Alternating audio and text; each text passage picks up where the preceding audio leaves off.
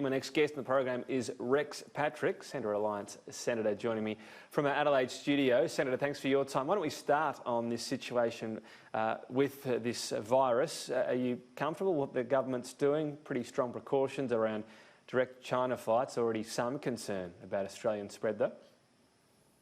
Yeah, look, it is a serious matter and the government is responding to it. I note that they are screening flights from Wuhan, but this virus is actually now across multiple places in China, and the government needs to be really proactive. I would think the next thing they need to be thinking about is screening all aircraft coming from China.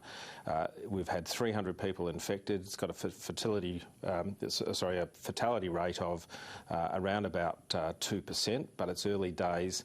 The incubation period seems to be a lot longer than what it was for SARS, so there is a real danger there. I just hope the government will not be shy in being proactive and not necessarily wait for others to implement the next steps. It's been pretty proactive in this area, generally, the government. You'd assume they're getting the best advice they can. So do you have a level of trust on how not just the government, but obviously departments, advisors and so on will act? Well, one of the concerns I have is that China hasn't been forthcoming in the past in relation to these sorts of issues. They haven't been good at being right. open and forthright. And so don't trust China on the spread, cautiously.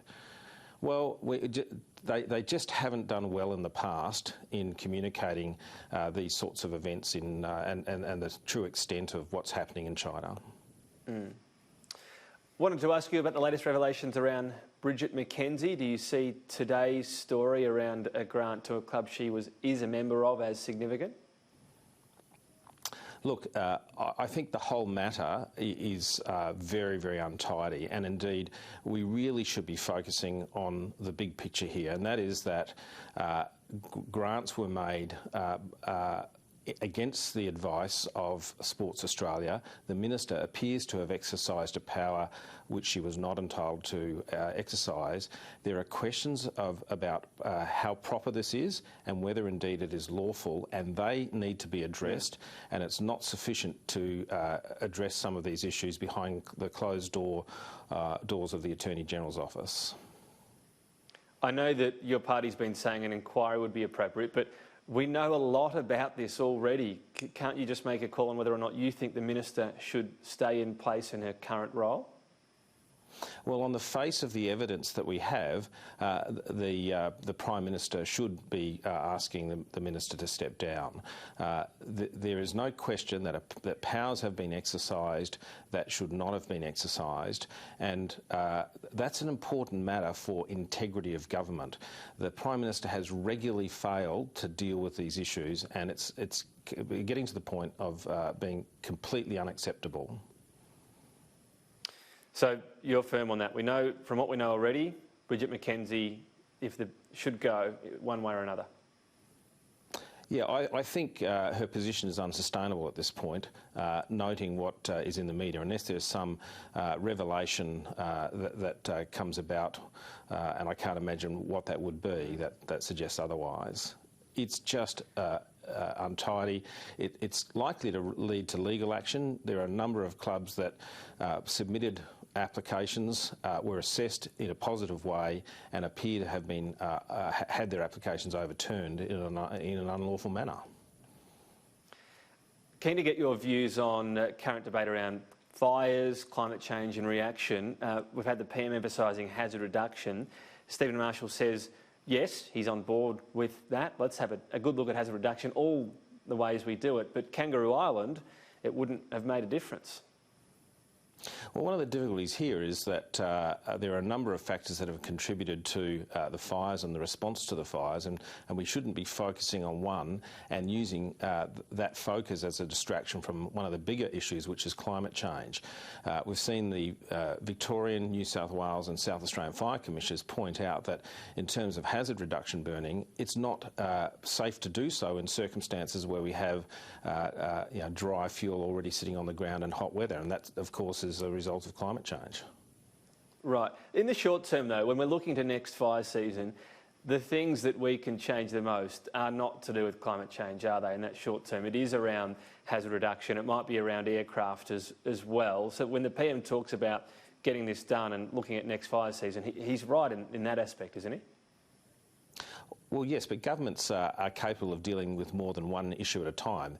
There's a tactical focus that needs to be looked at in relation to the fires and preventing the same thing from happening again. There's the more strategic issue of dealing properly with climate change, and the government has not done enough in that space.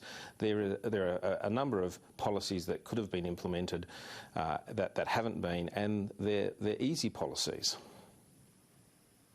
What about the broader debate over an overall, the policies get you there, but the emissions reduction target, Labor clearly still looking at a bigger one than the government's of 26 to 28%.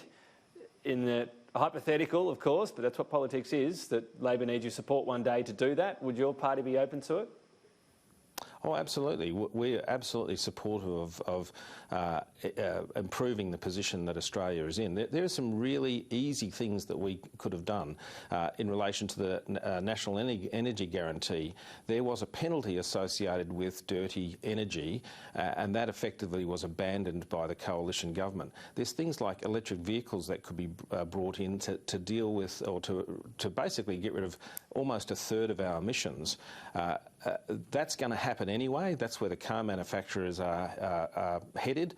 Yet we seem to be resisting that change, and it's a change that would not be expensive and would make a substantial difference. Yet the government has simply turned a blind eye to it. You've been busy talking about freedom of information. A lot of journalists frustrated with the lack of response, delayed response, lack of information in that as well. Does the system feel broken? Oh, look, the system is very broken. It's freedom from information, not freedom of information. I mean, I have an FOI that I've asked the Prime Minister for information, which the Attorney General wrote to the Prime Minister. The Auditor General wrote to the Prime Minister and advised him that there was nothing sensitive in the information that I have requested, and yet the government is spending probably tens of thousands of dollars on lawyers, not arguing the merits of whether or not it's sensitive, but trying to introduce constitutional issues which have now been shot down by a preeminent constitutional expert here in Australia. So, I mean, you work with this government on legislation. What do you say to them about that, and what's their response? Are they blatant about it? Do they say, talk to the lawyers? Look, it's not proper really for government members to interfere with FOI other than to perhaps overrule decision makers and say, look, this is just crazy, release the information. We don't want to have a situation where ministers poke their fingers into what are supposed to be independent decisions. Nonetheless, we do have that already, don't we, in effect? That's happening, isn't it?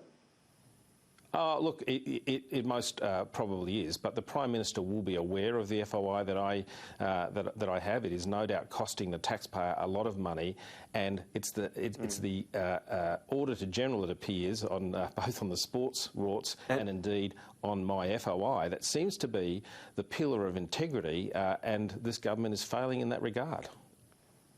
Have you ever had FOIs come through to your office within your party or anything like that, and you've wanted to not give out all the information? Look, as an interesting matter of law, parliamentarians are not subject to FOI. So, in actual fact, I'm not FOI'd because I'm not part of the government. I'm part of the legislature, and everything we do is done out in the open in the chamber. Or alternatively, sometimes I talk to people who are whistleblowers that simply would never come and talk to me if they thought that I was subject to FOI, which I'm not. Right, fair enough.